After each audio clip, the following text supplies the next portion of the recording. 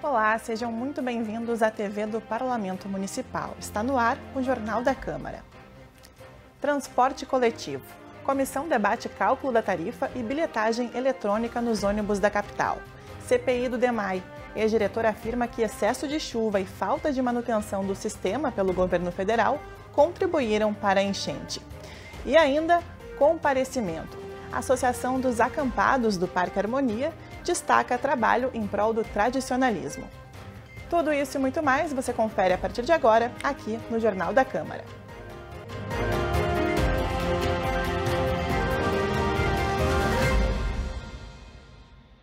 Até o final do ano, mais de 170 milhões de embarques devem ser feitos pelos usuários do transporte coletivo por ônibus na capital.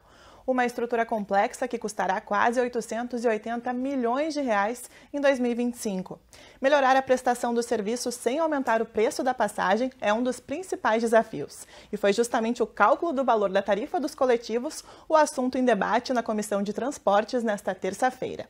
R$ 6,65. Este é o valor da tarifa técnica do bilhete de ônibus na capital, valor 25% maior que a tarifa social cobrada dos usuários.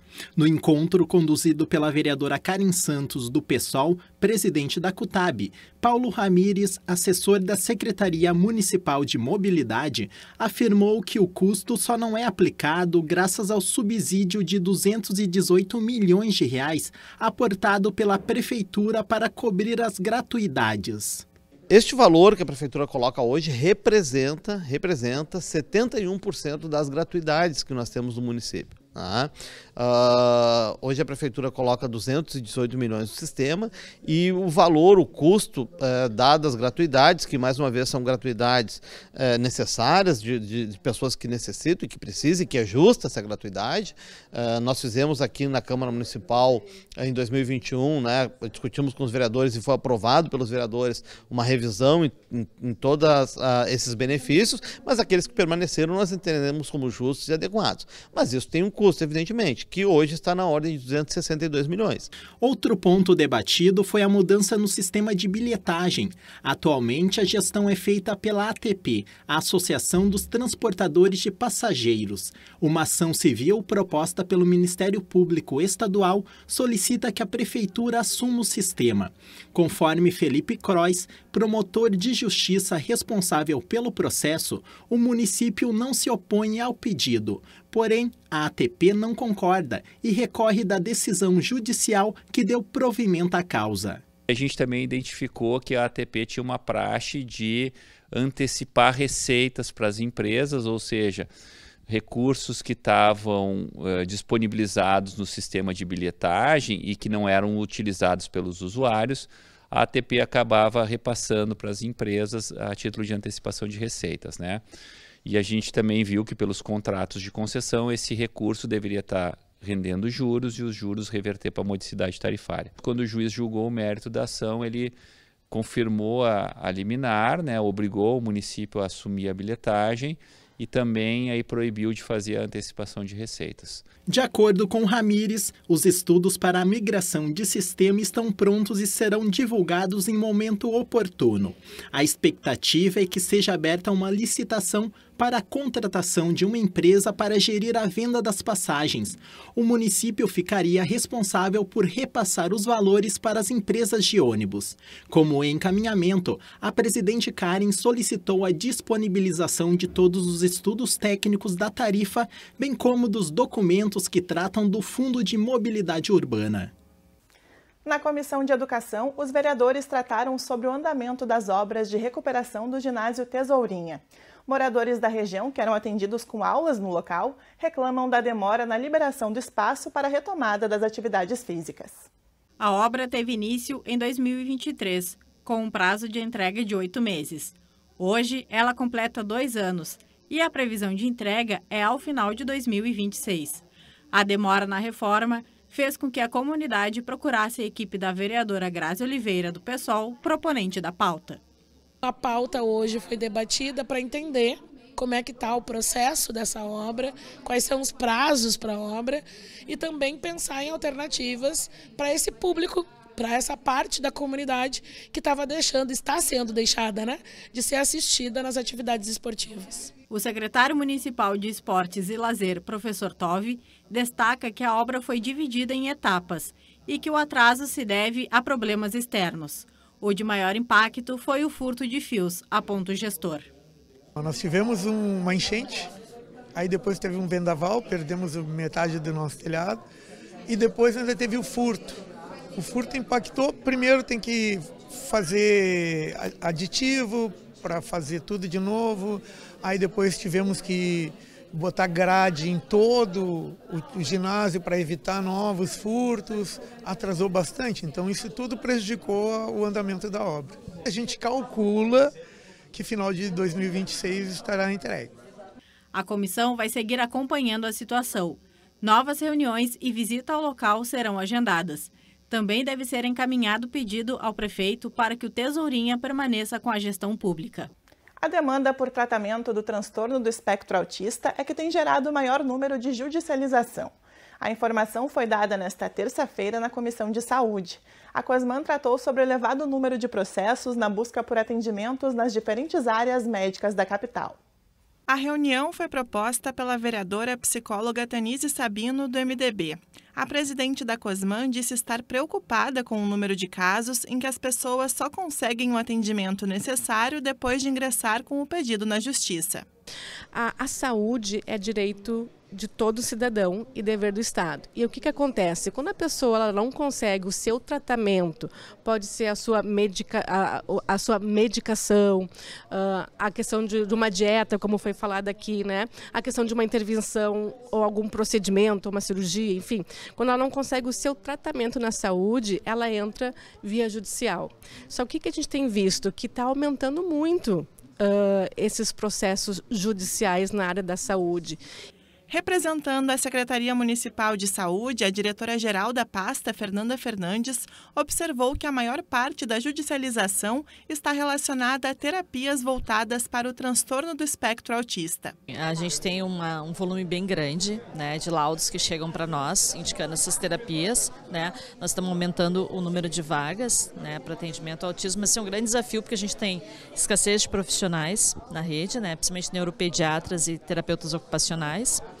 E uma das ações que a Secretaria está fazendo é criar um curso junto com a PUC para qualificar tanto psicólogos como médicos da rede para atendimento de transtornos do neurodesenvolvimento, né, que são as crianças com TEA, para que a gente tenha mais profissionais disponíveis na rede. O principal órgão que demanda o Poder Judiciário na área da saúde, a Defensoria Pública, destacou na reunião o papel desempenhado na defesa da população.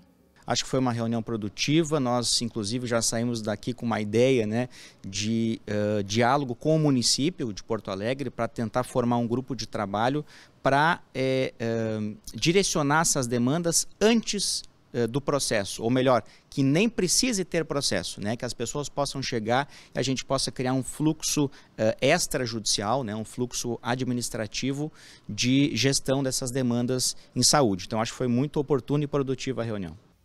A CPI do DEMAI teve mais uma rodada de depoimentos nesta semana. Na segunda-feira, os vereadores ouviram o ex-diretor adjunto do Departamento Municipal de Água e Esgotos. Ele afirmou que o excesso de chuva e a falta de manutenção do sistema pelo governo federal contribuíram para a enchente. Nelson Teichmann é engenheiro civil e foi diretor adjunto do DEMAI entre 2019 e 2021. Durante o depoimento, Nelson fez uma apresentação de como funciona o trajeto que as águas dos 5 principais rios afluentes percorrem até chegar ao Lago Guaíba. Sobre a enchente de 2024, de acordo com o ex-diretor, em 14 dias choveu o segundo maior volume de chuva no mundo, justo na região dos afluentes, o que causou toda a tragédia.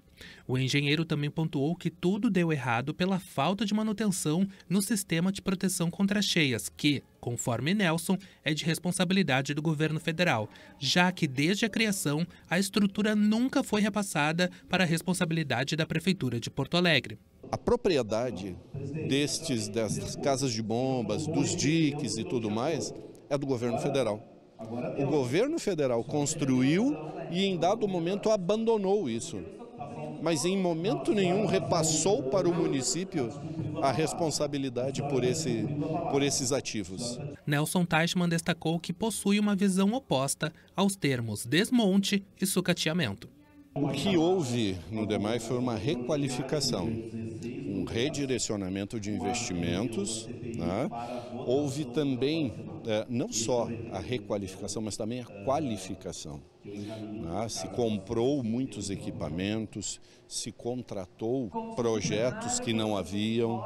Então dizer que se está desmontando por não estar aumentando o número de funcionários é um equívoco, não é esse o viés da coisa. Né? A presidente da CPI ressaltou que a participação de Nelson trouxe esclarecimentos, mas segundo a vereadora Natasha Ferreira, do PT, foge do escopo de trabalho da CPI. Nós queremos muito que o Ministério Público de Contas viesse, porque afinal de contas eles fizeram todos os pareceres pós as enchentes e antes das enchentes também. Inclusive tem um parecer deles que na verdade é uma ação contra o ex-prefeito Marquesan, porque na verdade ele incidiu diretamente sobre a autarquia, ou seja, ele feriu a questão de responsabilidade de gestão pública, quando ele disse que não era para o DEMAI executar, digamos que uma obra, ou seja, ele segura o dinheiro do DEMAI sendo contra a cidade. Então esse processo ele responde, seria importante que ele viesse explicar o que de fato aconteceu. Já para o relator da CPI, o depoimento esclareceu que a dinâmica da enchente ocorrida na capital mostrou que não havia como o sistema de proteção atual dar conta do volume de água. O nosso sistema de proteção não havia sido testado da forma que foi testado. Então, estou convicto de que o que aconteceu em Porto Alegre, no estado do Rio Grande do Sul, por mais que nós tivéssemos um sistema de proteção de enchente efetivo, não seria suficiente. Também estava prevista a oitiva com Bruno Miragem, ex-procurador-geral do município. Bruno informou à CPI que não poderia comparecer e teve o depoimento remarcado. Outros 5 requerimentos de convocação para comparecimento foram aprovados. Na próxima segunda-feira está prevista a oitiva com Maurício Loss, ex-diretor do DEMAI, no período das enchentes do ano passado. Na sessão de segunda-feira, o Legislativo aprovou moção de repúdio a Eduardo Bueno, conhecido como Peninha. A iniciativa se deve às manifestações do escritor em relação ao assassinato do ativista norte-americano Charles Kirk. O plenário também votou favorável a 7 títulos de cidadão de Porto Alegre. Os autores e detalhes das propostas podem ser conferidos no site da Câmara de Vereadores de Porto Alegre. E no período de comparecimento, na sessão de segunda-feira, a Associação dos Acampados da Estância da Harmonia destacou o trabalho da entidade em prol do tradicionalismo gaúcho. A Acampar também pediu apoio dos parlamentares para a aprovação de projeto que torna a chama crioula patrimônio cultural e imaterial de Porto Alegre. Na tribuna, o presidente da Acampar, Rogério Lara, agradeceu o apoio dos parlamentares e falou sobre o papel da associação, que mesmo com o passar dos anos, mantém firme as raízes farroupilhas. De acordo com Lara, mais de 70% dos piquetes na Harmonia são de associados que estão empenhados na preservação da cultura gaúcha. O presidente ainda agradeceu a vereadora Mariana Lescano, do Progressistas, pelo apoio à entidade. É importante a participação nossa aqui, esse reconhecimento do legislativo da cidade, né? É um momento importante porque a gente está tentando, vem do momento de transição, um modelo que era feito há 20, 30 anos, foi feito desse jeito. A gente está tentando mudar isso e ter o apoio do legislativo é muito importante. A entidade pediu apoio ao projeto de lei que torna a chama crioula patrimônio cultural e imaterial de Porto Alegre. O presidente da Acampar ainda convidou a população a prestigiar o acampamento Farroupilha, que segue até o dia 21 de setembro no Parque Harmonia. O Jornal da Câmara de hoje fica por aqui. Mais informações do Legislativo você confere no site da Câmara de Vereadores de Porto Alegre. Acesse também o nosso canal no YouTube. Muito obrigada pela sua companhia e até a próxima.